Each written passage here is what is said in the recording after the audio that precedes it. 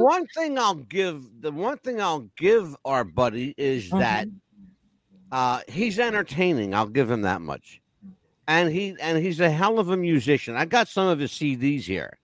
He's really good. He's very talented. But when it comes to the conspiracy realm, he makes Amelia and I look like novices. I know, right? You know? Well, the fabrication of what he's done with these non-linguistic programming things in his the Beatles didn't write their own music stuff is what just got me. Well, you know what? There's minimal evidence. You can't say take a minimal evidence and turn around and make it like it's fact. And that's how he comes across as I'm telling you this, and this is the way it is, and it is not. And it's not. And you know what, Mayor? Why don't we do this? Why don't you and I and Annie have that discussion? I don't know if Amelia is, quite frankly, versed enough in that aspect to be able to, to hang with us on that one. But Amelia does know the rest of it. So, Amelia, you ready to do this? Yes, let's do this. Let's do it.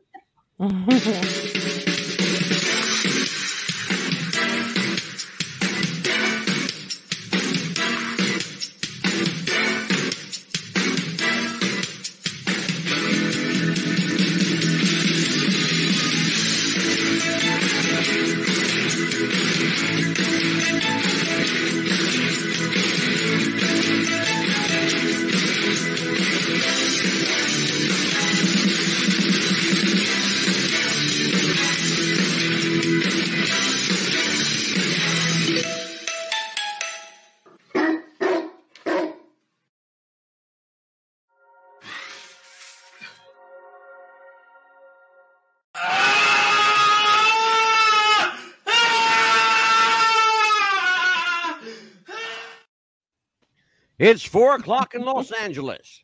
It's 6 p.m. in Chicago.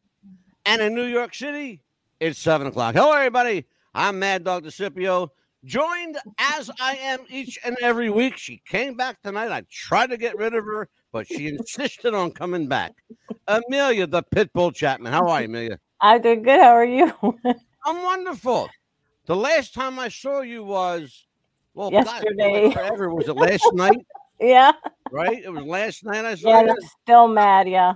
Jeez. Oh, man, she was on a tear last night. Holy shit. We're not even going to get into that one. Because we'll never, if we get into that, we'll never talk about the Beatles. Right. And I want to learn. Refresh me, because I think I saw it come up and I didn't watch, but I think I remember thinking I wanted to know what that was all about. Yeah.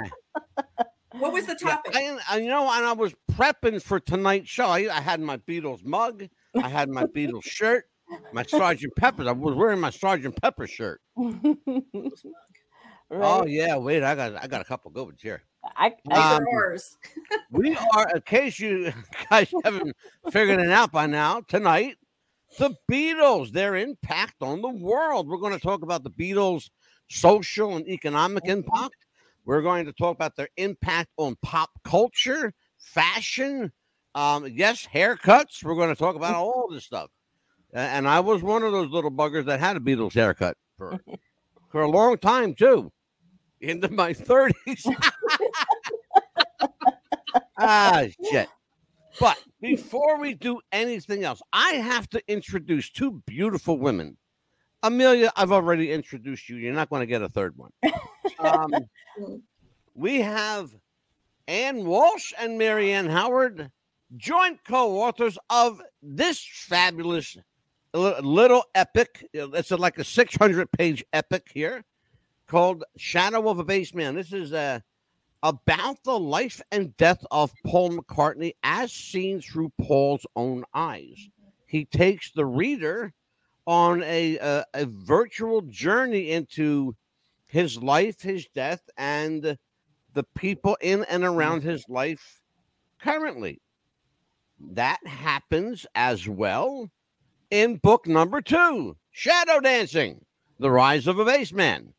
And I'll tell you what, if that weren't enough, folks, it looks like the New York City phone directory. That's 2 books. And they got 2 more in the works. Yes. of equal size, probably more. If I know Mary Ann, she's going to have her way. Yeah, it's a saga now. It's a saga, not a series. Yeah, right. Well, see, Annie told me privately, off the cuff, that Mary Ann doesn't know how to edit. She wants to keep everything in. It's all right, Ann. I know. The two of my favorite ladies. Welcome, ladies, to the show. It's not that I keep everything in, and I add. Amelia told me to throw you under the bus, so I got to give her a $5 back. Okay. I don't think so. I don't believe a word he says. He's Hey, Moonchild's here. You guys are going to love Moonchild. She's into this big time. Fall. She's already starting with fake Paul. I'm getting ready for work, but I will be listening. Thank you, Moonchild. This is one smart cookie. Moonchild is one of our regulars in the chat room. She's super into like the Beatles and conspiracies and all that stuff that we love around here. Let's talk a little bit before we get into the nuts and bolts of it, because we're probably going to crawl down. If I know Ann and Mary, and we're going to crawl down, 5 or 6 or 12 or 15 rabbit holes tonight, and we may get lost in one or two of them. Alice in Wonderland was Paul's favorite, so we have to go that way. Yeah, we will do that. So before we even get into that, I gotta catch up with you guys. How you guys been? Andy, how you been, kid? Oh, I've been doing good, doing real well. Just working on the books and looking forward to getting those released. You look healthy. You look happy. The health is improving. Good. Oh yes, yeah. I've come a long way in the past 14 months. So yeah, I'm on the road to recovery. Fabulous. Doing very well. And my beautiful blonde friend, the mouth that roared, Mary Ann Howard, heard all across Upper Pennsylvania and Lower Pennsylvania. Yeah. How you doing there? I'm good, honey. How are you? I'm wonderful. Let's talk about these guys. You've written basically, and I want to just tell everybody a little heads up here. Basically, the Shadow series, as we call it. The Shadow series is about essentially just Paul. There are elements of other Beatles and their relationships to each other in the second book, more so than the first. But the entire series is kind of an investigative expose, if you want to call it that, on the life and death of Paul McCartney. Very heavily Paul influenced. So, but tonight we're going to talk a little bit about that. You can't talk about the Beatles and not mention, at least, refer to the that long-held rumor. Before I even get into that, though, let's talk about the first knowledge, Anne. The first knowledge you had of the Beatles' tangible impact, either on fashion, society, on grooming, on finance. What was the first real tangible inkling you got that these guys were more than just a rock band? Well, I became a Beatle fan when I was 11 years old, and when I was 13, I just started collecting everything I could on the Beatles. So I collected, and throughout my teenage years, I collected a lot of books, and I read what I could on them. And then, through those early books in the 80s that I had described, how when they came here, they really changed our culture. They changed the way we talked. And then through researching the rumor for the past 12 years, I just dove more into that and started collecting original material from the 60s that really, went into how they were changing culture even more so. So, it's important to realize that at that time in the 60s, the Beatles, they were the largest export England had at that time. So they were the money makers. Yeah, they were the money makers for the UK. So I'll tell you what. I as a 60 plus individual here, I can look back now. Shut up, Mayor. We're the same age. I know. I can look back now and have a real solid appreciation for what these guys did during their career. And I want people to understand they were only together commercially for just under 10 years. If you don't count the Quarrymen or the Silver Beatles, the Beatles, quote unquote, the Beatles were only a band for under 10 years. Okay, probably would it be a stretch to say maybe 9? I was going to say maybe 7 or 8, but yeah, we could push it to say 9. Push it to Hamburg. You know, you can't go beyond. You know, before that, yeah. Here in Hamburg, that was it. Yeah, the Hamburg, Germany, I think marked the beginning of the Beatles era, and certainly for all intents and purposes.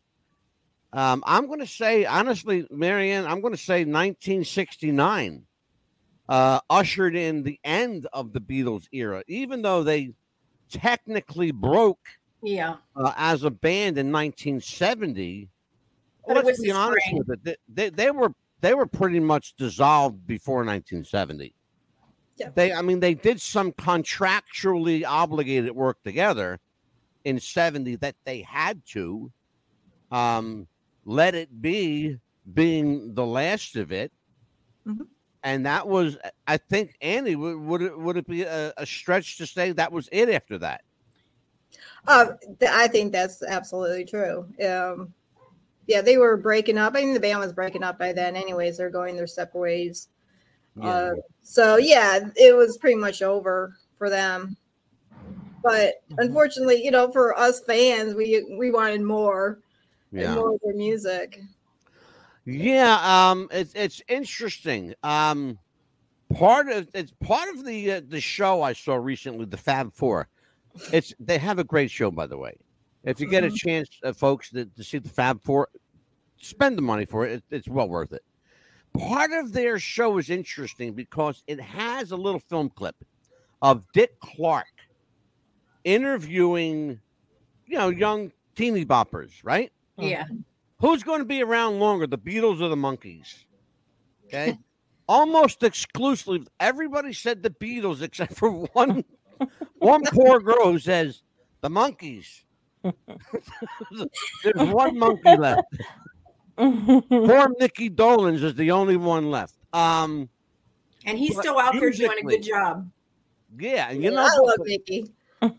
But musically speaking, the Beatles, there's no way to even compare the Beatles and the Monkees musically. It's like apples and oranges. You can't even compare the Beatles and the Rolling Stones and their own. In my opinion. Amelia, when did you become aware of the Beatles' impact? Well, I mean, we've never talked about, you and I. Well, I mean, I was growing up and my mom, as soon as we would hear my mom start to play the music, like either the Beatles or Elvis or anything like that, we knew, okay, it's time to get up. It's time to start cleaning the house. So my mom would play that. She had all kinds of influences in the. Elvis and the Beatles was clean the house music? Pretty much, yeah. As soon as she started playing, because as soon as she started doing that, it started cleaning. I could see my mom's hips moving to the music. It started, with all of that. So it's like, okay, it's time to clean the house. She's ready to rock. She's cleaning. She's swinging those hips. Right? So let me ask you a question then. Certainly Anne and Marianne have a deep appreciation for the Beatles. They've written 2 books and 2 more on the way. When did you have a solid, sincere appreciation for the Beatles? I mean, listening to the music really is like, listening to the songs, the words. I mean, they really had a lot of deep meaning and you could really understand. Boy, she said something important. The words. Words. Yeah, the words. How about that? The words. The Beatles had a song about the words, Yeah. Spread the word. Be free. Let's talk about those words, Ann Walsh, All right. co-author of fabulous book. Yeah, it's a great book. Another fabulous book. By the way, whatever you guys did to acquire the services of this incredibly prolific, writer here, the guy that did the foreword and your liner notes, amazing writer he is. Fascinating writer. Yeah, I wonder who that could be. I don't know. A guy named like Angelo, somebody. Fabulous book. I think he's a paisan.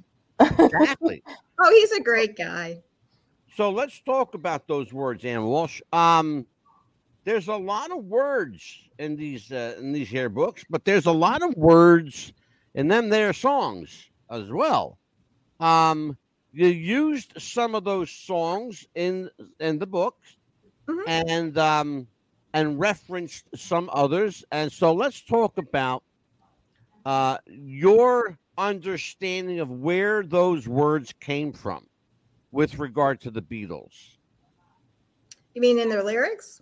Yeah. Oh, well, yeah. I mean, what we used in the books was kind of like little hints towards, how they were feeling at that time. John, once said that he writes personal stuff that people can relate to, and it's his own experience. So, when we talked about Across the Universe, where, we imagined John kind of thinking, well, maybe Paul is deceased now, and now he's in heaven. How can I reflect that and talk about that without having to come out and say it? So, I mean, he was a great wordsmith.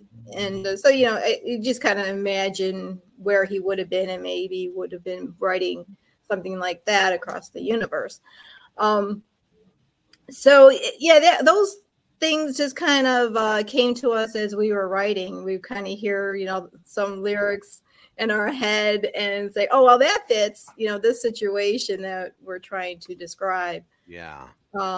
Like Yesterday, I think that was a very personal song that Paul was reflecting in his own emotions. Right. So, I mean, songwriters do that anyways. They and poets. Well, and let me, because you're going right where I want you to go with this. You mentioned particularly the song Yesterday. That song fascinates me even today on a lot of different levels, because it's being sung by a 21-year-old kid, essentially, at the time, right? 22. All right, 22. Well, look, I was close. I said 21, right? Yeah, so 22. So he's a young guy with limited life experience, but yet the song sounds like he's lived, a lifetime already. So my question for you, Mary Ann Howard, where does that kind of lyric come from? Where does that living come from? His experiences, even though he was young, he had done a lot of living up till that point. His mom passing when he was 14, meeting John, his mom passing, they had that life and death experience, being on the road as much as they were, and then to get into what we call the troubles, I think the troubles were already starting to hit him, and that was starting to take a little bit of a hold. Yeah. Do you believe, as some people are suggesting these days, actually in the last 8 or 9 months, there are people that are suggesting that perhaps Paul McCartney, biological Paul McCartney, was manic depressive or bipolar? Do you believe that? No. Annie, you're shaking your head no. No, I don't believe that at all.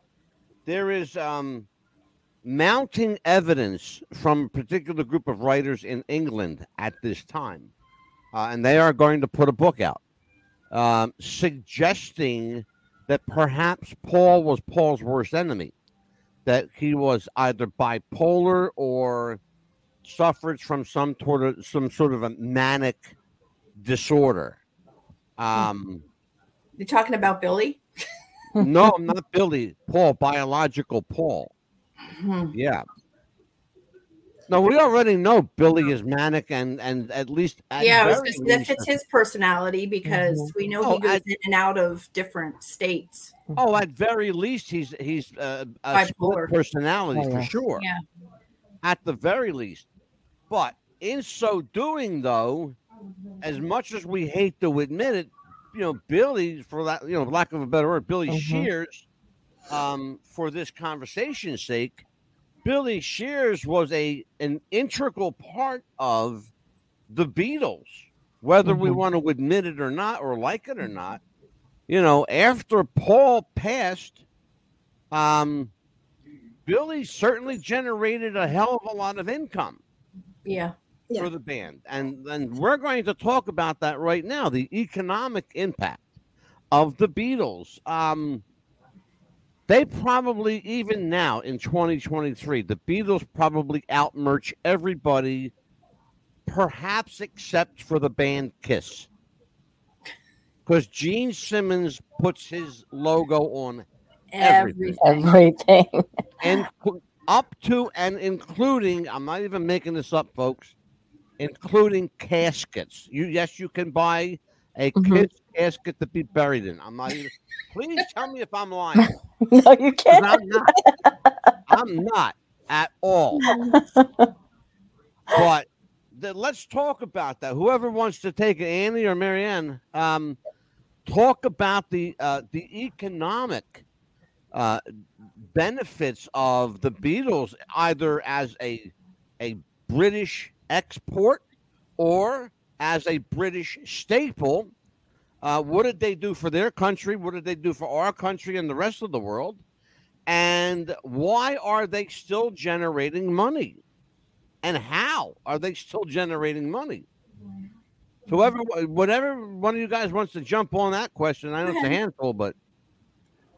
Well, when they first came over here, they were selling records, and they ended up being the largest export England had, Great Britain had. So they were generating money for the crown, and they were creating jobs also. Companies were popping up here and there trying to sell Beatle merchandise and manufacture Beatle merchandise.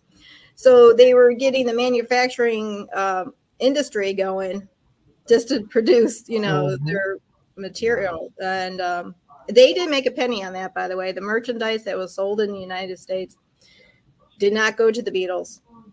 They made nothing. It went to Epstein and all the. That's remarkable, isn't it? It's crazy. Yeah, it's remarkable to think that they made absolutely zip. That's right. Remarkable. For every record they sold, each Beatle got a quarter of a penny. So they had to sell 4 records just to get 1 penny. To make a penny, yeah. Yeah. I mean, that's insane. 95% tax. Wow. Yeah. And they're not kidding. They are absolutely not kidding. 95%. That's why George made the crack that time. George made that crack that time about the Queen being rich, because she was the one that got all their money. I love what John did as a way of giving the British crown the royal FU. They were doing a concert at the Royal Albert Hall, and he said that Annie knows what I'm going to say. Yeah, I know. He said, if you feel so inclined, politely applaud. The rest of you just dangle your jewelry. It was like you had to understand it, Amelia, at the time. Yeah. It was John's way of saying, take your jewelry and shove it up your ass. Yeah. It's basically what he's saying. They were playing and then he turned around and sent the Queen back his MBE. So yeah, absolutely. Yep. That's the document, you guys, that entitles a British citizen to the term sir or madam. Yeah, because I think I heard that they have to pay like a big tax to her, right? Something like that out of their wages still, or something like that, if you live there. I'm not sure. I think Anne and Marianne would be more qualified to answer that than I would. Mm-hmm. So, Annie, if you want to take that one, or Marianne. What are you asking? What the tax rate is in the UK? Yeah, something like that. Even if you work there, you still have to pay like a big tax to her, no matter what, or something like that, well, right? Yeah, it's just like we have to pay here. Yeah, but it's like bigger over there. It's like, do you work for her no matter what? Like she's the tax person or something like that. Yeah. I'm not real sure. Annie, do you know anything about how that works? Well, I just know at the time the Beatles were paying 95%, I believe, in taxes out of their income. That's ridiculous. I know that Brian Epstein, that when Brian was their manager, and he handled a lot of the aspects of their management, including some of their personal finances. Mm-hmm. And I know this because I've read some of the books that that have been written about George. I've even read George's writings. Mm-hmm. And they all give kudos to Brian Epstein in that regard, that he was able to help them remain solvent. Mm-hmm. When Brian died, and then there was this battle for control of the band, particularly management, a guy that Paul or Billy, whatever you want to call him these days, I guess we have to say Billy. Yeah. A guy came along named Alan Klein. And Alan Klein was an incredibly successful manager, but he was also a human slime ball. Because he would give you $1 million, but keep $5 million for himself. That was his split. Here's $1 million. You made $1 million, but I made $5. Jeez. They weren't exactly learned on the maths of their day for accounting. Well, I just will wanted tell to play you the music, and they said, "Brian, you take care of it." And so when Brian gone, and Brian wasn't even taking care of it because he's the one that signed all their merchandise rights away and all the other stuff. Well, and that leads into this line of questioning, and we all know what happened. Brian became increasingly more erratic, increasingly more dependent on drugs and alcohol. He became increasingly more dependent on the sexual services of liaisons, we'll say that, and spent a lot of money for male companionship, by the way. Yeah. I'm not telling tales out of school here. That's already been written about. It's all out there. We're telling those tales in the nonfiction book too. So, yeah. Well, I'm when it's ready. Papa Bear's ready. I know. Okay, good. Now, but we got to talk about the money that they've made and that the money that they're still generating. Certainly, Billy / Paul did not like Alan Klein from day one. He never liked him. I think he sensed something that was a foul here. That really was the beginning of the end, if you want to call it, and that really was it. And I don't think there's any question of that. Yeah. But what happened was that Billy made an incredibly insightful decision, was to separate him from Alan Klein. Now, Alan was the group's manager, but he wasn't Billy's manager. Right. He didn't sign off. Yeah. And that's why Billy, even today, is worth in excess of several $1 billion. Personal worth, by the way. Okay. Corporately, he's worth an exponential amount of money. The sky's the limit because he's still earning. When you're performing, you're earning. Yeah. And the guy, how old would he be now, Marianne? He'd be in Paul will be 81, but if you add the 5 years on from the Magical Mystery Tour of the 30-year-old, he's 5 years older, so then he would be 80, coming on 86. So and that would be about right because he's starting to look it, and in fact, he looks it. Yeah, the last year has really shown his age, and in a very profound way. And I think that's part and parcel of the reason, quite frankly, that he doesn't care about holding back anymore. What's he got to lose? He's made his money. Yeah. He will die a multi-billionaire with everyone wanting a piece of what he left behind. But they've got to go through Stella and Mary first. You know?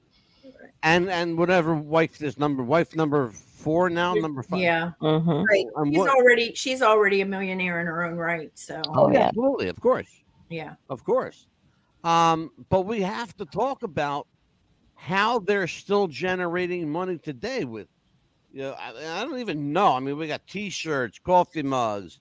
There's anything you can think of. My cell phone. I have the Beatles the covers and somebody has the licensing on this. It's got to be somebody connected with either Apple or Sony. It's got the licensing on this. Who's got the licensing and who's making bank on them right now? Who is it? Who know? I'm not sure. I haven't researched that aspect. Right. That's present day stuff. We're still back in the day. Andy, you want to venture a guess as to who you think might be, holding the purse strings here? Well, it seems to me that Apple. I got a pretty good idea. It seems to me that Apple is, and Billy is ahead of that, and he really gets out there and promotes the Beatles a lot. So, the guy who owns the merchandising rights, Annie and Marianne, is one William Campbell Shepherd, whatever name you want to call him. There you go. He owns outright all the licensing for anything Beatles, McCartney, Lennon, Harrison, Starr related. Is his name on it like that? Is that what you're saying? Oh no, I'm telling you, he is.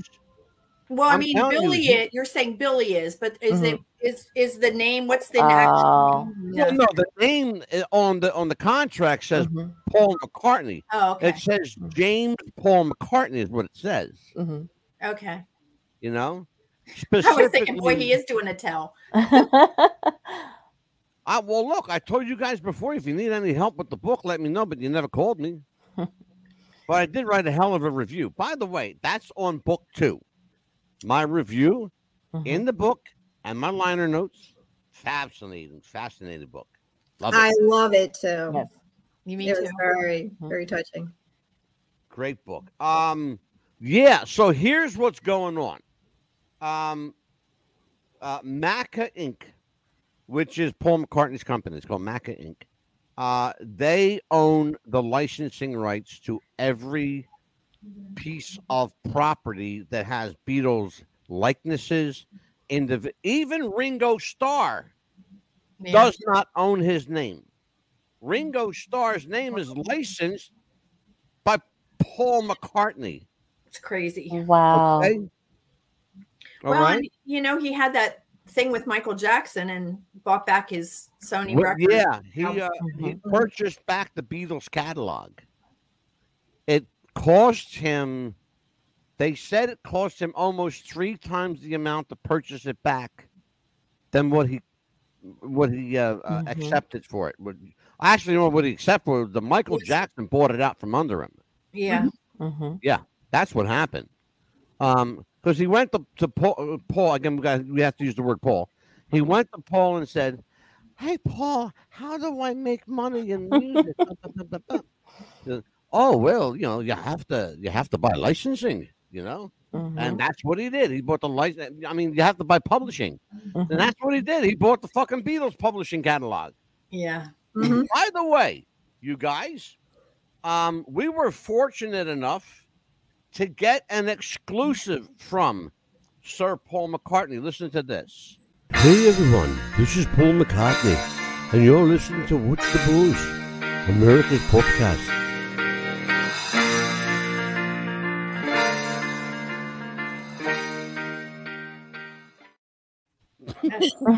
That's pretty cool. Well, I hope he endorses our book. Wait a minute. Hold on. I got one for you. Hold on. It's there. You ready for this? Yeah. Hey, it's Man Dogs and Scipio. Be sure to pick up your.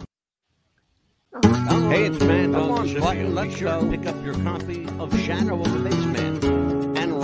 Spaceman by Ann Walsh and Marianne Howard. Available right now on Amazon.com. There you go. Well, thank you. That was beautiful. I put a little video together. And the song was appropriate for the cover as well. Mm-hmm. And I thought to myself, let me throw something together here. Hold on, my commercial was getting ready to go. We have an automatic lineup here. Mm-hmm. Certain things go automatically. And you were about to get serenaded by a ball shaving commercial. Oh, good Lord. I think that's because it is commercial time almost. I was going to say, no, you need a sponsor. You need a sponsor for female guests, and then you can have your sponsor for your male guests. Well, I'm sorry, but we got to do it. Actually, we're up on the commercial now, Amelia. Yeah. Right? We sure are. Folks, stay tuned. We'll be back right after this word from our sponsor. Do you have sweaty balls or volleyball netty balls? It's time to make them ready balls. The Manscaped.com Lawnmower 3.0 will do the job and clean your knob with its patented no-nick head, so your head will function as desired. Enter promo code WrestlingFuture for a generous 20% discount. That's enter WrestlingFuture for a 20% discount. Manscaped.com and Wrestling with the Future, going balls to the walls with Manscaped.com and the Lawnmower 3.0. Your balls will thank you, and so will we. What's Buzz Podcast wants to welcome Radioactive FM 88.6 in Wellington, New Zealand, Radio Perth, Australia, and RTL Radio 102.5 in Milan, Italy. Welcome aboard, and welcome to the Buzz. Okay, now that we've gained our composure back, only on this show will you hear a commercial for a bullshit razor. They've been with me for 4.5 years. God bless them. 4.5 years with the same sponsor. They love us. And they let us do whatever the hell we want. So when last we were speaking about the financial impact of the Beatles, let's talk about something a little closer to home. The social and cultural impact. When did it become aware to you, Marianne, that these guys were more than just a band, that they were affecting things around you? February 9th, 1964. Okay. I can't go before that because, I wasn't aware, obviously, and it wasn't broadcast here. But, yeah, I was 6. You were a kid. I was a kid. How about you, Ann? When did you become aware of the social impact? She's a baby. Well, actually, when I was 11 years old, and I saw the murder of John Lennon. And okay. I saw the gatherings of millions of people. Wow, you are young. Yeah, she doesn't. She didn't live through the 60s. Like Angelo and I were blessed. Not in our age now, but we were blessed to be a child of the 60s and a teenager of the 70s. I lived through all. We had the best music on both sides. So I got to see the Beatles on the Ed Sullivan Show. Yeah, I got to see that happen live, and I knew who they were, and I knew the song. And there were people. The day of that show, let me tell you a funny story about that. The day of that show, that Sunday, in my neighborhood in Philadelphia, where I grew up at the time, there were little girls, schoolgirls, with like the pigtails and the Catholic school uniform. Yeah. Walking up and down. Marianne, you'll understand this. You'll appreciate this. Walking up and down Broad Street in Philadelphia with signs. I love Ringo. I love Paul. I love John. The Beatles forever. If you watch any of the videos, you see that on all the videos when people need to go onto YouTube and watch all their. I saw that in person. Yeah. I saw that in person. I saw. I've seen those Broad Street walks. I saw girls literally holding signs that Elvis is dead, long live the Beatles. Yeah. I saw one of those signs in person. That sign, by the way, is etched in infamy forever and a day on film. And you can see that on, as Marianne said, on YouTube. Yeah. Because it's there. It says, you know, Elvis is dead. Long live the Beatles. I love Paul. Everybody loved Paul, you know? I was married to him when I was second grade. Right? There you go. My best friend and I pretended we were married to Paul and George. We would act out all sorts of things. We were Patty and... Talk about an interesting phenomena. Everyone assumed that Paul was the leader of the group. He was not. It was John's band, John's group. How did Paul become the ad hoc spokesman for the... I think it's because Paul would be doing all the introductions of the songs. He was the one that spoke the most. He was the most diplomatic about how John would stick his foot in it and Paul would save him. Yeah, well, you know, look, John, I'll give John credit. He had no filter. No. I like people with no filter. But but the leader, wouldn't you think the leader of the band would be the one to be announcing the songs and what's coming up next? And it makes I'll even perfect shush sense. people. I mean, absolutely, it makes perfect sense. Yeah. I ask these questions because, you know, I'm an inquiring mind. I have to do this. Speaking of inquiring minds, Moonchild wants to know, will you be discussing the documentary Paul McCartney Really Is Dead, The Last Will and Testament of George Harrison? I've actually seen that film. It was very well made. It was complete bullshit, but it was very, very well made. It woke people up. I don't believe for one moment the premise of the film. The way they weave together fiction and real life, and the way they weaved in song lyrics and the subtext of the songs. For example, talking about, you know, Paul being killed in a car crash, and a guy from MI5 came along named Maxwell. Okay. Well, you know, okay, so Maxwell's silver hammer came down upon his. Okay, look, that's cute. It's pithy. I like it, but it's not real. Okay. Not only am I an intelligent person, I've got an interesting sense here. It's what I do for a living. I know bullshit when I smell it, you know? She said I found it fascinating, Moonchild. Well, it was fascinating from an entertainment standpoint, but from a truth standpoint, from a historical standpoint, it was complete poppycock. Yeah. Also, I love saying the word poppycock. What I feel like happened with having George Harrison's Last Will and Testament was it woke people up. We grew up with the rumor in the 60s. Yep. And we knew, most of us knew something was going on. You could, I could feel the change, and I went off of, like, you know, Paul would say, well, we would be on them or we'd be off of them. I went off of them for a while. You know, Marianne and Annie, when I saw that film, and I saw it when it came out, and I saw, believe it or not, I saw a theatrical release of that movie before it hit the small screen television. And right after that movie was released, there was an explosion of Paul is Dead books. Yeah. Were being cranked out like at a ridiculously rapid rate, because everybody then who knew something, here's my summarization of it. Everybody who knew something then felt safe enough to be able to say something on paper, because the movie had already tipped the hat. And that was also at the same time. Was it not 2000? Was it 2009? Around. Okay. I'll tell you right now. 2009 is when Facebook started. 2009 is when most of us of our generation started being on the internet for social media.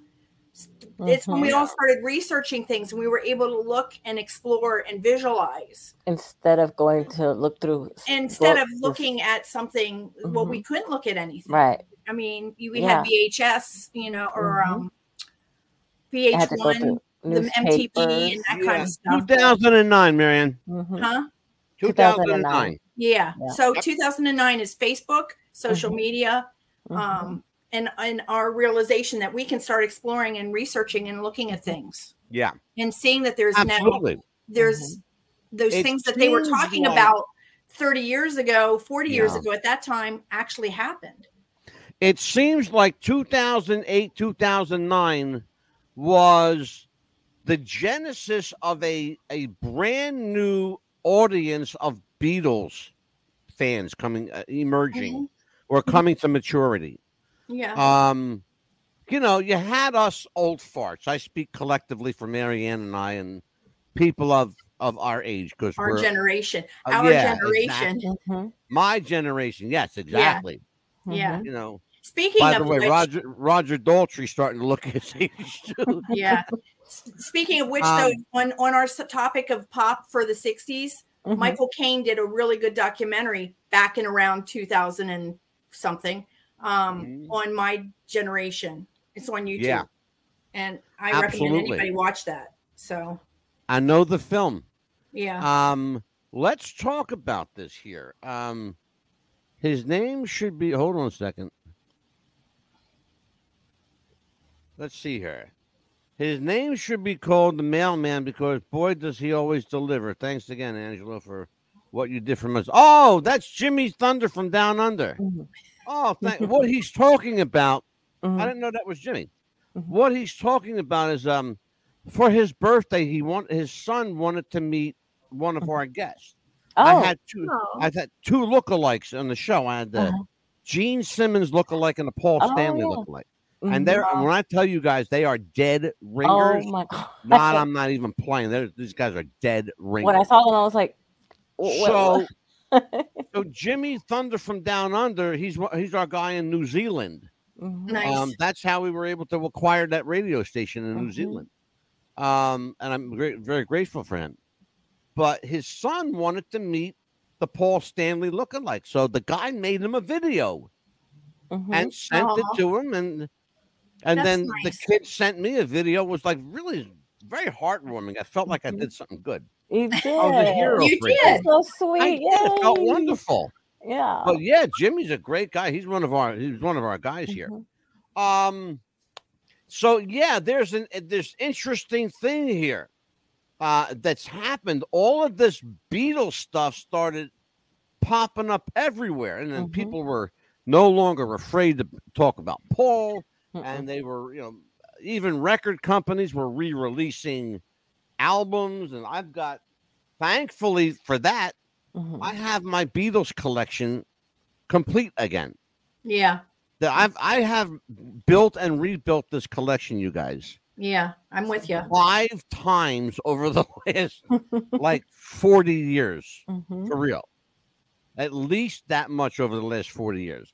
You move and you miss this, and you move again and you miss that. And one place I ended up leaving like a shitload of albums. I was like, and I had the original White Album, and I had the original Meet the Beatles, and Help, and all this, right? Yep.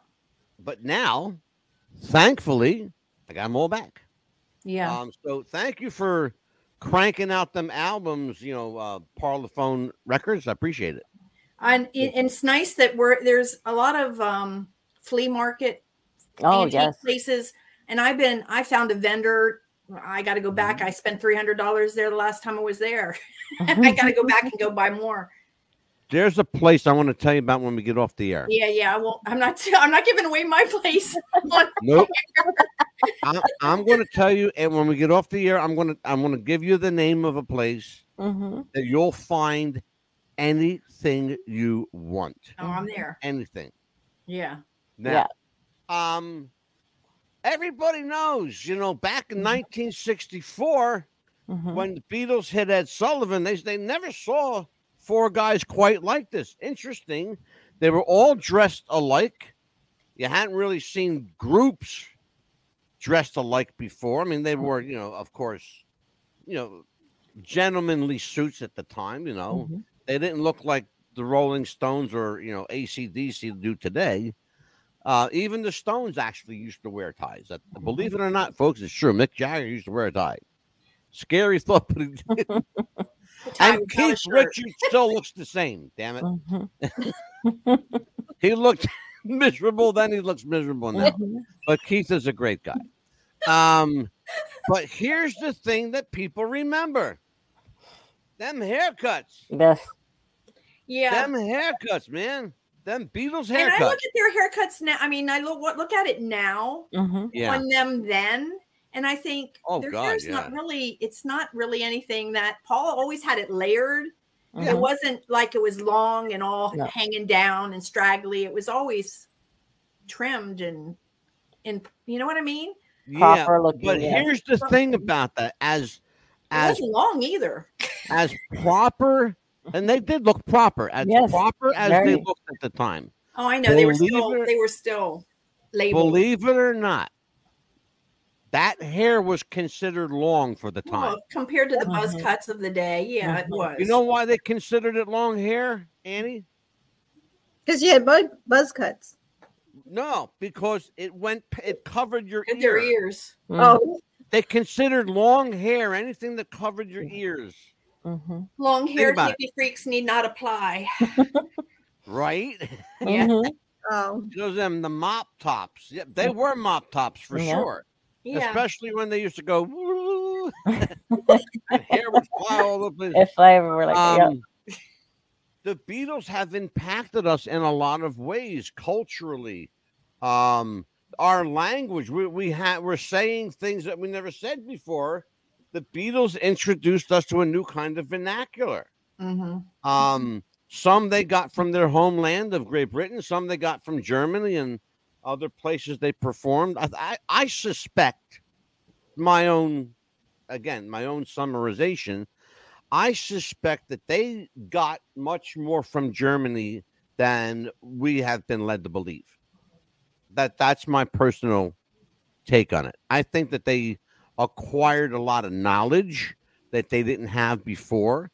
I think that they acquired their sense of musical astuteness there. They certainly learned to play for sure because they were given the freedom to play. Think about what they were doing. 3 to 4 shows a day, 6 days a week. That's a lot of playing. They were playing like 8 hours at a time too. They weren't they didn't have breaks. Mm-hmm. That's what I'm saying. They were doing 3-4 shows a day. Yes. That's all, you figure an hour and a half set. Mm-hmm. 3 or 4 times. There's your 8 hours right there. I don't even know that they had sets back then, that they were doing sets. I think this band is hired to play from 6 o'clock to 10 o'clock. This band is appeared to play from 12 o'clock to 6 o'clock. You know, you might be more right on that than I am.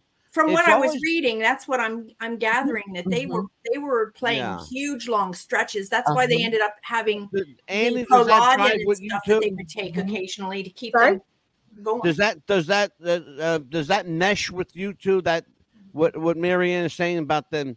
They're playing like long, like 8 hours at a time. Yes, that's why their manager at the time sent them over to Hamburg, was to fine tune their playing. You guys know anything about a guy named Alan Williams? Yeah, that was their first manager. He's the one who sent them to Hamburg. Yeah, that's the guy. That man doesn't get enough credit.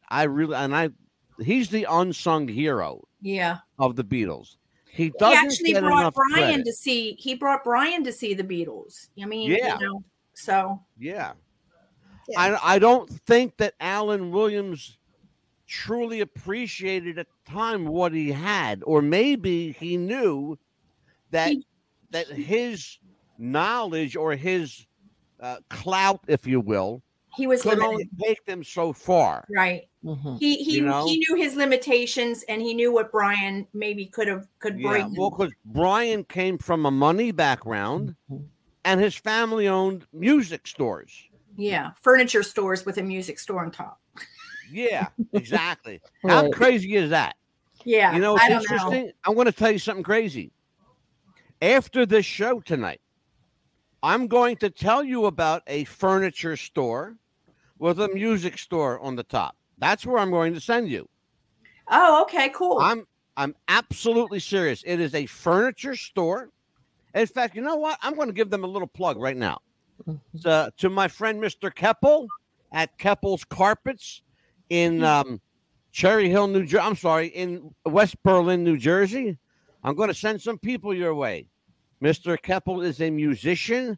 He's got a great furniture store there with carpet and all kinds of things that you furnish your house with. And he has an incredible record museum on the top of his store. And it's called the Record Museum. Oh, wow. And it's in West Berlin, New Jersey. I don't have the phone number offhand because I didn't plan on doing an ad hoc commercial. But there you go. Yeah. There you go. And I'll talk to Mr. Keppel and maybe I'll get him as a sponsor. Yeah. There you go. Anyway, but you'll find anything Beatles you want, you'll find anything. He's even got stuff from Tony Sheridan and the Beatles. I do too. Yeah, that's hard to find stuff though. It is. I do. I have that one of their records with Tony Sheridan, thanks to Shirley. Oh, Yeah. wow. If you can find, Yeah, like, Tony Sheridan stuff, that's, because I think Tony's got to be gone now. well, But he had his hair was. Is he still around, Annie? Tony Sheridan? I don't know if he is or not, to be honest. Because I know he had We gray can look it hair up. down to his ass. He had a ponytail just freaking long. Yeah, Marianne, see if Tony Sheridan's still I'm with us. looking. I know. I got you. Okay. Yeah, I have that album too. Yeah. It's a rare one, and it's a treasure if you can find it. Amelia, ask away, kiddo. Ask away. Yeah, one of my favorite songs I remember is the John Lennon song "Imagine." Anytime that I'm feeling down or I just want just to even like focus and concentrate, if I'm having a bad day, I just listen to that song over and over just to kind of like get through the day. That's one of my favorites. They just had I saw it on Facebook. Mm-hmm. That you mentioned Imagine. They just had the piano.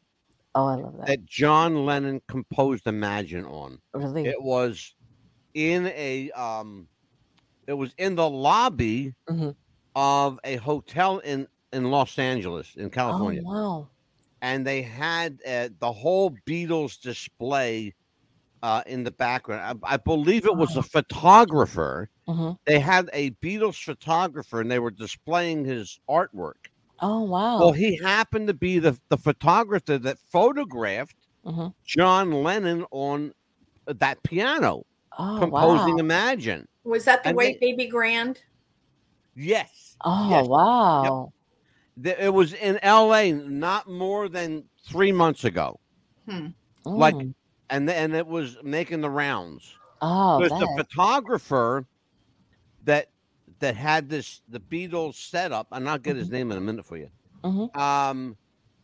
He's written a brand new Beatles book. It's like a coffee table book, big one. Yeah. And he had the piano with him at every stop. Oh. So, and I'm waiting for them to make their way to the East Coast because they are coming this way. I'm wondering if it's the white upright with it wasn't, but it was painted white with the grapes on it.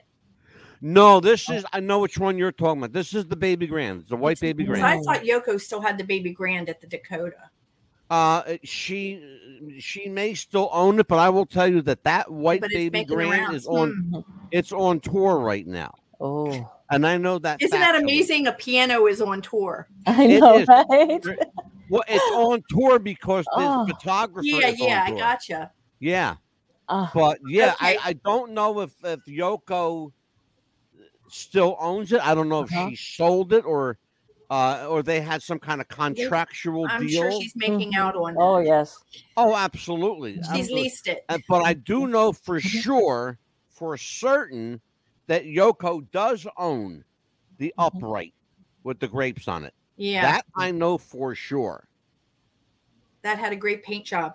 So Tony Sheridan died on February 16th, 2013. Oh, wow. Okay.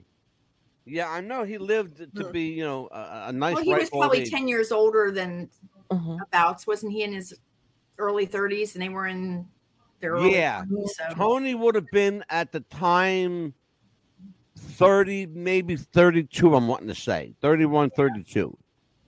And that sounds about right. Yeah.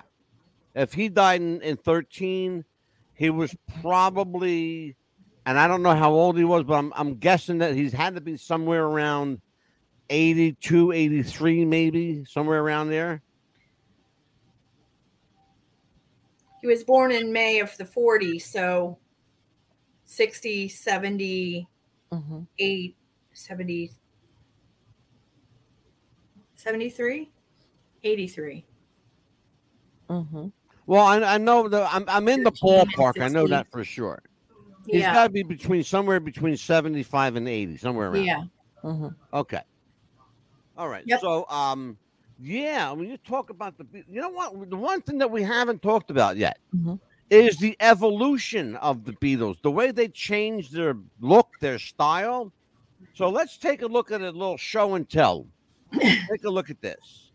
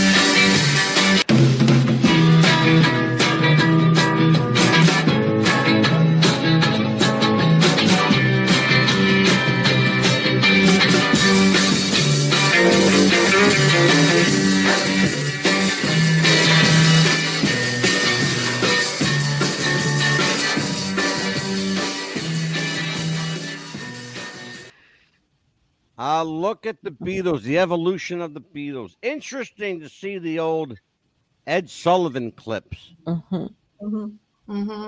They were, boy, they bring back some memories. It's funny.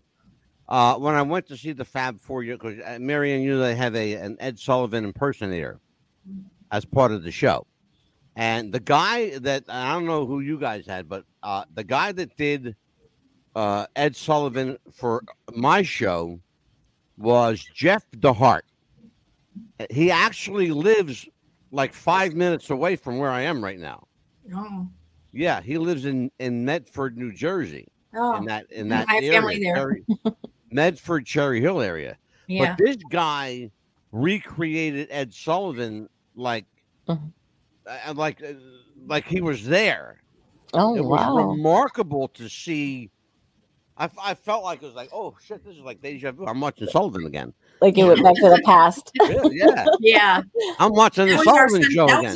That was a Sunday night ritual. You know, I think we were at the grandparents' house and for dinner, and then you'd stay and watch the show and go home. And, oh my God. Yeah. Are you kidding? You remember? Because we used to go to grandparents' house on Sundays for dinner, right? Back then. Yeah. Yeah, sure did. Change. And every Sunday it was the same thing: spaghetti, meatballs, and that's because we had paisans for. The only thing that changed was the dessert. Yeah, that was the only thing that ever changed was the dessert.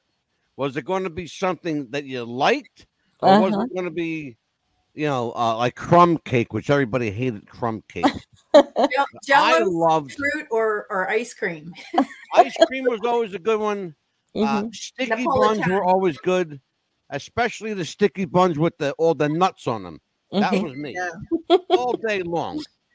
That was me all day long. I'll take them. Give me the nuts. Give me the raisins. Don't give me any crumb cake because it's dry and I don't want to eat it because I feel like I'm swallowing sand.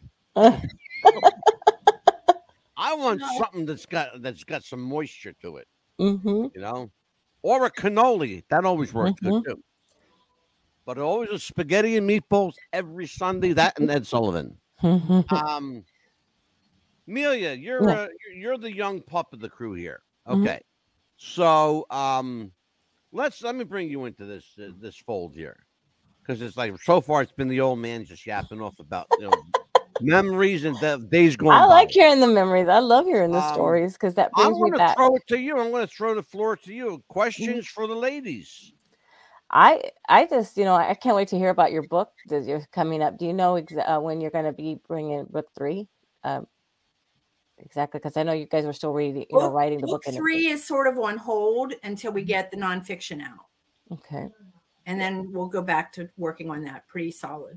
We've had a lot of requests for the nonfiction to come out. So, and we also think that with the nonfiction, that's going to help other people that are just coming into this world to understand where Shadow of the Baseband came from, because it's all the facts in our research. So we decided to do that book first and be our main focus for now. Book 3, we're hoping to have out probably by the end of the year. Yeah. Annie, you believe it or not, you segued into an area that I want to go into here. Right. Want you and Marianne to take this one. Let's talk about it. We're talking tonight about the impact of the Beatles and the social and pop cultural impact. Let's talk a little bit, and very, very little about the political impact of the Beatles, but more so, let's talk about what we're doing right now. Then the Beatles has apparently affected you and Marianne to such a point where not only did you not settle for writing one book or 2 books, but you've got 4 in the works. Okay, so that's either like the absolute epitome of fandom, or there's a lot about the Beatles that's still left uncovered. So let's talk about that. I'm going to bring you and Marianne up here side by side. And so let's talk about Marianne, where I'm going with this. So let's talk about whoever wants to hit that topic first. The political? I went through all of this for you to. Go ahead, Andy, go ahead. Take it in. Well, the politics at the time. I mean, they were the voice of a generation, and they were out there. They were anti-war, and they were talking about that, and it was something they weren't supposed to talk about. Actually, too. And in England, they were making some damaging conversations. You know, they were telling, you know, the prime minister, hey, lower the taxes on the working class, give us a break, you know, stop the taxes on the cigarettes, you know, as an example. And they were also saying that, you know, thanks for the Purple Heart, John said once in an interview. And the Purple Heart was they're slang for amphetamines. Yeah, so they're telling the British government to stop the import of heroin. So they were very outspoken there. And also what they did, they changed the language. At the time, you know, public speakers and especially politicians, they wanted to speak the Queen's English, the proper English. So when the Beatles came along, they just spoke everyday language that they grew up with in Liverpool. And when they were asked, you know, why aren't you speaking the Queen's English? You know, Paul just pointed out, well, why would I? You know, I'm from Liverpool and this is how I speak. What they did, and I think, you know, to add to what Ann is saying, what they did was they made, especially young people, they made young people feel like they counted. Yeah, they empowered them. Exactly. Yeah, they sure did. Right. Yeah, absolutely. The other thing, Marianne, let's talk about, in addition to, let's talk a little bit about the political, well, it wasn't even so much a political comment. Let's talk about the comment that John made that set off a firestorm of moral indignation around the world when he said, and he wasn't lying. He wasn't You can't lying. say that John was lying. He said that we are more popular than Jesus Christ. And guess what? He was telling the truth. Because he was relating to, at the time, that the churches were not being full and their concerts were filled to the rim.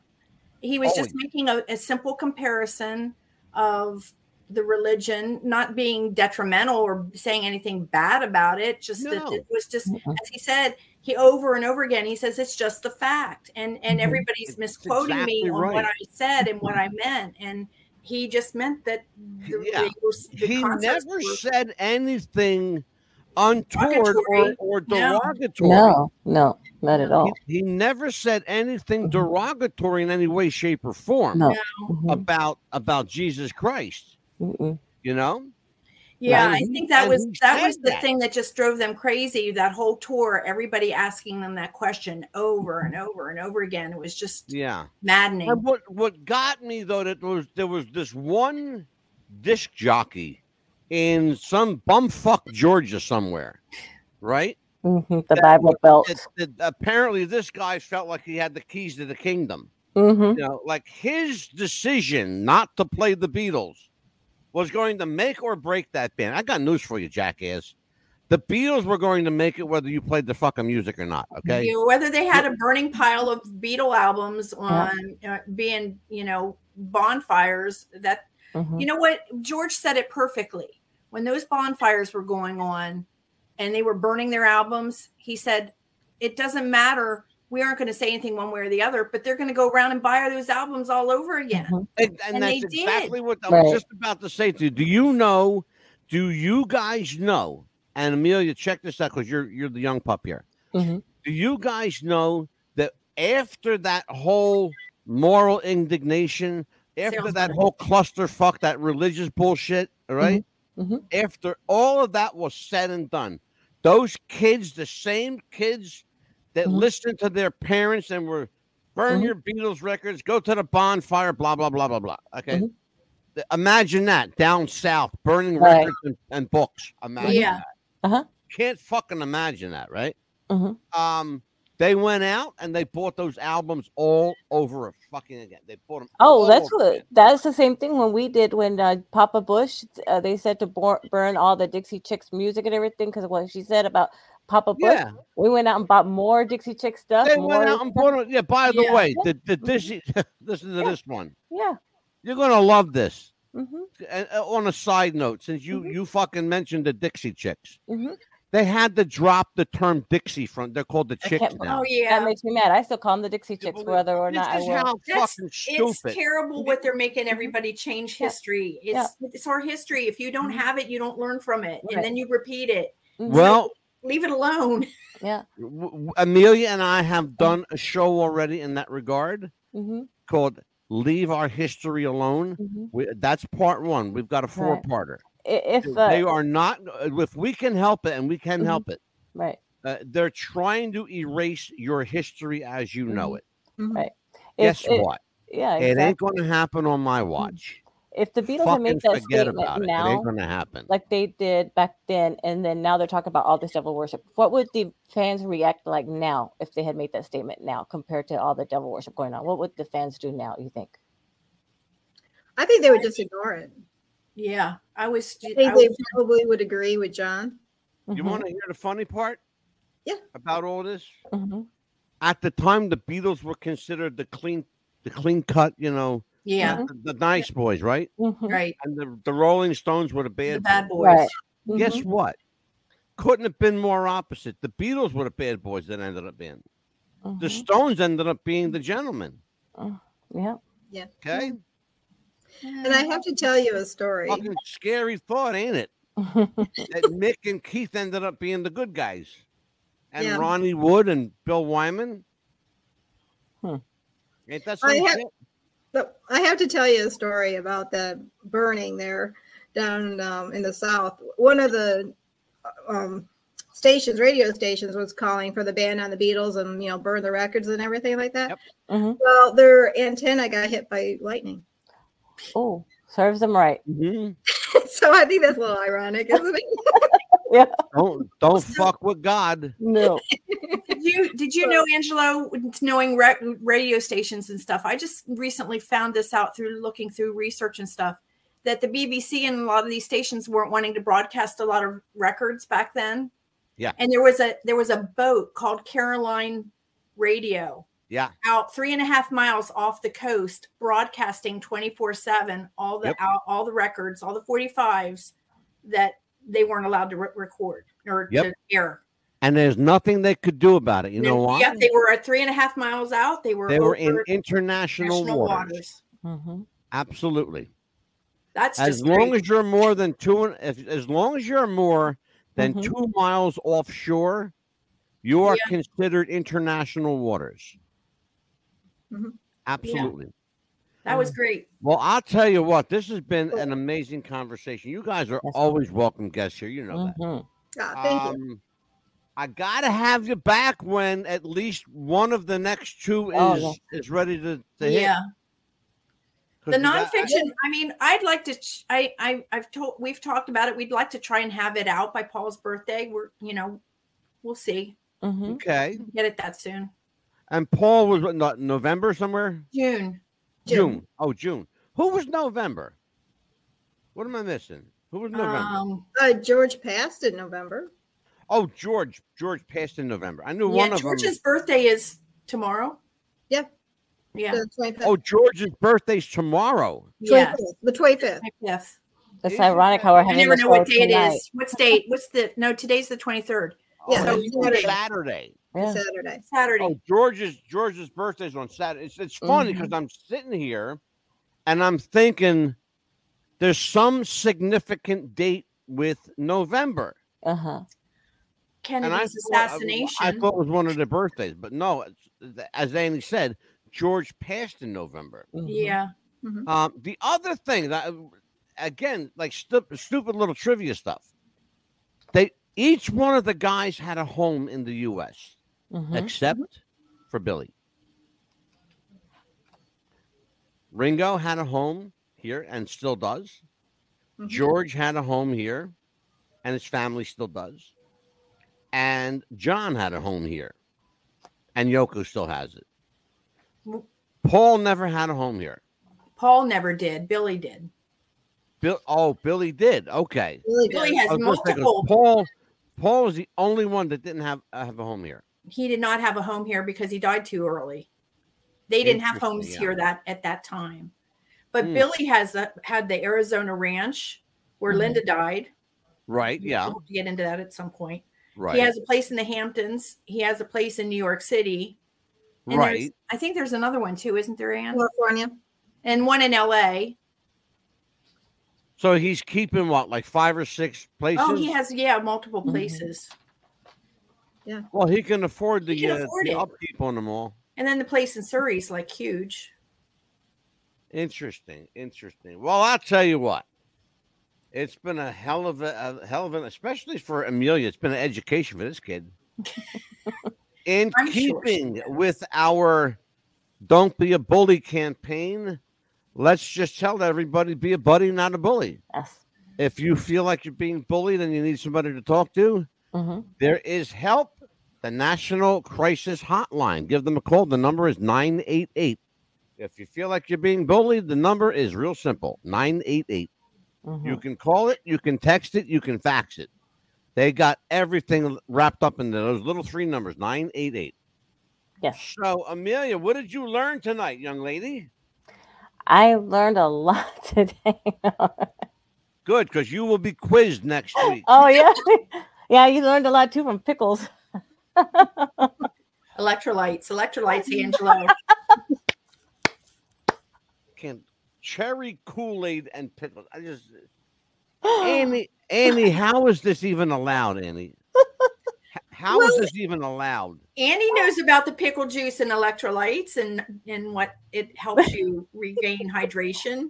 Annie was the last bastion of hope for me here. Okay, I knew, Marianne, you were beyond hope from the get-go. I knew that.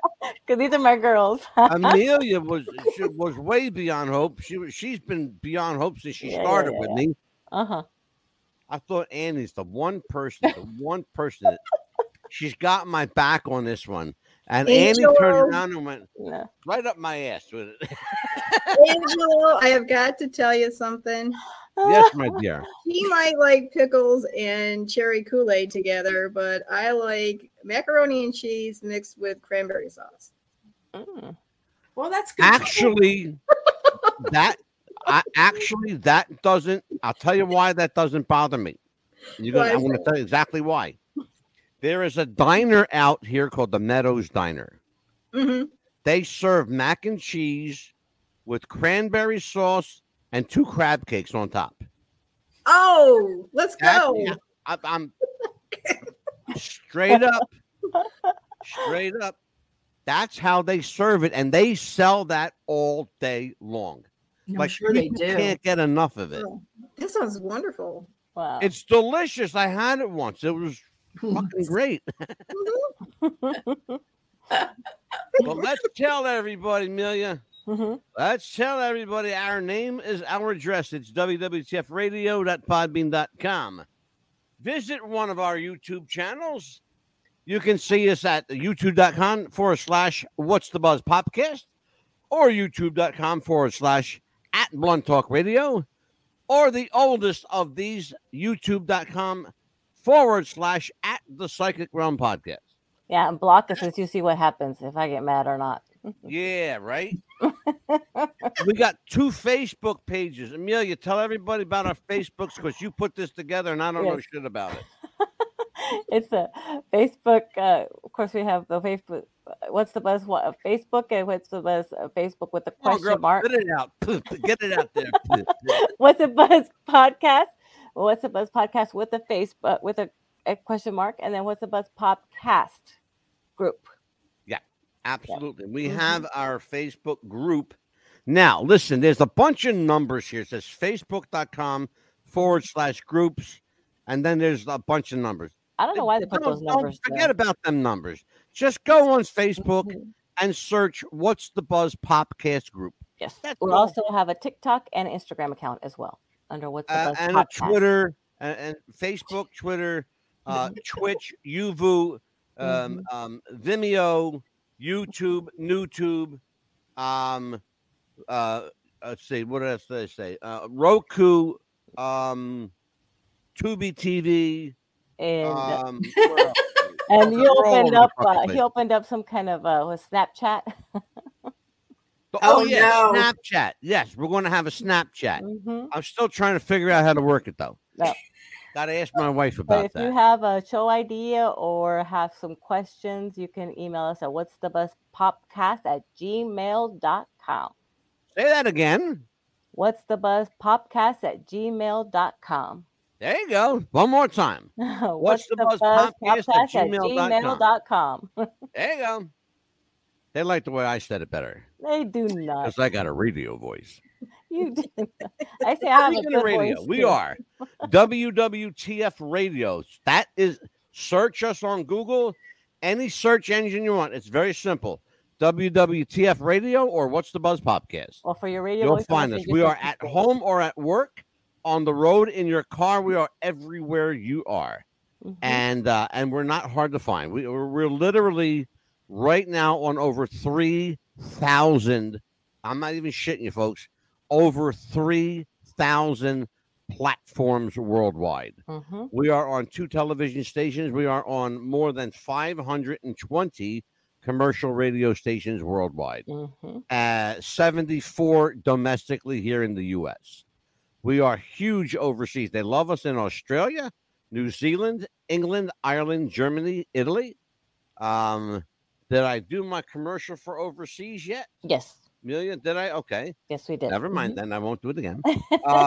Just check your local listings for the channels. Yes.